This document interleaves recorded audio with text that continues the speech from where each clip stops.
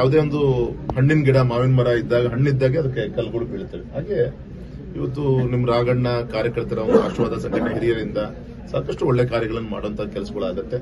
ಹಾಗಾಗಿ ಓಡಾಡಬೇಕಾದಾಗ ನಮ್ಮ ಅವ್ವ ಅಂತ ನಮ್ಮ ತಾಯಿಯಂದ್ರ ಅಂತ ಏನ್ ಹೇಳ್ತೀವಿ, ಹೊರಗಡೆ ಹೋದಾಗ ಮಕ್ಕಳು ಮನೆ ಒಳಗೆ ಬಂದಾಗ ದೃಷ್ಟಿ ಎಲ್ಲ ತೆಗಿತಾರೆ, ಸಹಜ ನಾವು ನೋಡಿದಿರಿ. ಹಾಗೆ ದೃಷ್ಟಿ ತರಿಸ್ಕೊಂಡು ಗುರುಗಳ ಒಂದು ಸನ್ನಿಧಾನ. ಶಿವಮೊಗ್ಗದಲ್ಲಿರುವಂತಹ ಅಸಮಾಧಾನ ಭಿನ್ನಮತ ಶಮನಕ್ಕೆ ರಾಘವೇಂದ್ರ ಅವರು ಈಗ ಮಠಾಧೀಶರನ್ನ ಇಲ್ಲ ಸಹಜ. ಇದು ನಮ್ಮ ತಾಯಿ ಬದುಕಿದ್ದಾಗ ನಮ್ಮನ್ನೆಲ್ಲ ಸಂಜೆ ಹೊತ್ತು 1 ಗಂಟೆ ದೇವ್ರ ಮುಂದೆ ಕೂರಿಸಿ ಭಜನೆ ಗಿಜನೆ ಹೇಳ್ಕೊಡ್ತಾ ಇದ್ರು. ಆತರ ಒಂದು ಪರಂಪರೆ ನಮ್ಮ ಕುಟುಂಬದ್ದು. ಒಂದು ಒಳ್ಳೆ ಕಾರ್ಯ ಮಾಡಬೇಕಾದಾಗ ಗುರುಗಳ ಒಂದು ಆಶೀರ್ವಾದ ಪಡ್ಕೊಂಡು ಹೋಗೋದು ನಮ್ಮ ತಂದೆಯಿಂದ ನಾವು ಕಲ್ತಿರೋದು. ಅದಕ್ಕೋಸ್ಕರ ಗುರುಗಳ ಆಶೀರ್ವಾದ ಪಡ್ಕೊಂಡು ರಾಘವೇಂದ್ರ ಅವರು ಆರೋಪ ಮಾಡಿದ್ರು.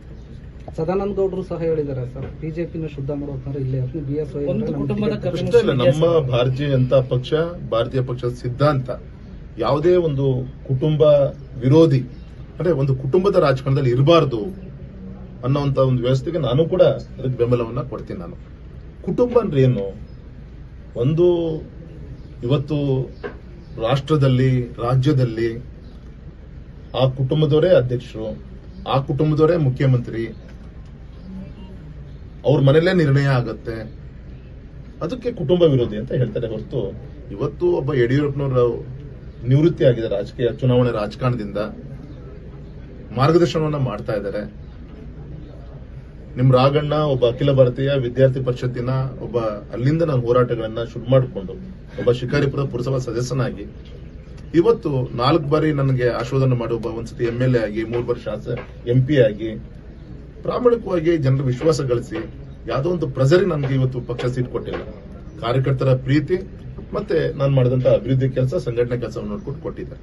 ಹಾಗಾಗಿ ಕುಟುಂಬ ರಾಜಕಾರಣ ಅಂದ್ರೆ ಅದು ನಮ್ಮ ಕಾಂಗ್ರೆಸ್ಸಿನ ಒಂದು ವ್ಯವಸ್ಥೆ ಇತ್ತಲ್ಲ, ನೆಹರು, ಗೌರವಂತ ನೆಹರು ಮಂಥನ, ಗೌರವಂತ ಇಂದಿರಾ ಗಾಂಧೀಜಿಯವರು, ಗೌರವಂತ ರಾಜೀವ್ ಗಾಂಧಿ ಅವರೇ ಮನೇಲಿ ಕೂತ್ಕೊಂಡು ಏನೇ ತೀರ್ಮಾನ, ಇದಕ್ಕೆ ಕುಟುಂಬ ರಾಜಕಾರಣ ಅಂತ ಹೇಳ್ತಾರೆ ಹೊರತು ಇಲ್ಲೆಲ್ಲೋ ನಾನೊಬ್ಬ ಸಂಸತ್ ಸದಸ್ಯನ ಕೆಲಸ ಮಾಡೋಕ್ಕೂ ಒಬ್ಬ ವಿಜಯಣ್ಣ ರಾಜ್ಯಾಧ್ಯಕ್ಷ ಕೆಲಸ ಮಾಡ್ಲಿಕ್ಕೂ ನಮಗೆ ಮಾರ್ಗದರ್ಶನ ಮಾಡಿದ ಯಡಿಯೂರಪ್ಪನಕ್ಕೂ ಇದು ಕುಟುಂಬ ರಾಜಕಾರಣ ಅಂತ ಹೇಳೋದು ಸರಿಯಲ್ಲ. ಲೋಕಸಭಾ ಅಟಲ್ ಬಿಹಾರಿ ವಾಜಪೇಯಿ ಅವರು ಒಬ್ಬ ಸಂಸತ್ ಸದಸ್ಯನ ಒಂದು ಬೆಂಬಲದ ಕೊರತೆಯಾಗಿ ರಾಜೀನಾಮೆ ಕೊಡುವಂತ ಸಂದರ್ಭ ಬಂತು ಪ್ರಧಾನಮಂತ್ರಿ ಸ್ಥಾನಕ್ಕೆ. ಅವತ್ತು ಅವ್ರು ಹೇಳಿದಂತ ಮಾತು, ಯಾವುದೇ ಒಂದು ಪ್ರಧಾನಮಂತ್ರಿ ಸ್ಥಾನ, ಮುಖ್ಯಮಂತ್ರಿ ಸ್ಥಾನ, ಚುನಾಯಿತ ಪ್ರತಿನಿಧಿ ಸ್ಥಾನ ಇದು ಯಾವುದು ಕೂಡ ಶಾಶ್ವತ ಅಲ್ಲ. ಅಂದ್ರೆ ನಾವೊಬ್ಬ ಬಿಜೆಪಿ ಕಾರ್ಯಕರ್ತ ಅಂತ ಇದೆಯಲ್ಲ, ಅದು ನನಗೆ ಹೆಮ್ಮೆ. ಯಾವತ್ತೂ ಕೂಡ ಆ ಕಾರ್ಯಕರ್ತ ಮಾಜಿ ಆಗ್ಲಿಕ್ಕೆ ಸಾಧ್ಯ ಇಲ್ಲ ಅಂತ ಅವತ್ತು ಅಟಲ್ಜಿ ಹೇಳಿದ್ರು. ಹಾಗಾಗಿ ಯಾರ್ಯಾರ ಹಣೆ ಬರದಲ್ಲಿ ಎಷ್ಟೆಷ್ಟು ದಿನ ಆ ಒಂದು ಇದು ಯಾವುದು ಕೂಡ ಮಜಾ ಮಾಡುವಂತ ಅಧಿಕಾರ ದರ್ಪ ತೋರಿಸುವಂತ ಸ್ಥಾನಮಾನಗಳಲ್ಲ. ಈ ರಾಜ್ಯಾಧ್ಯಕ್ಷ ಆಗ್ಲಿ, ಜಿಲ್ಲಾಧ್ಯಕ್ಷ ಆಗ್ಲಿ, ಇದು ಸಂಘಟನೆಗೆ ಶಕ್ತಿ ತುಂಬುವಂತ ಕಾರ್ಯ.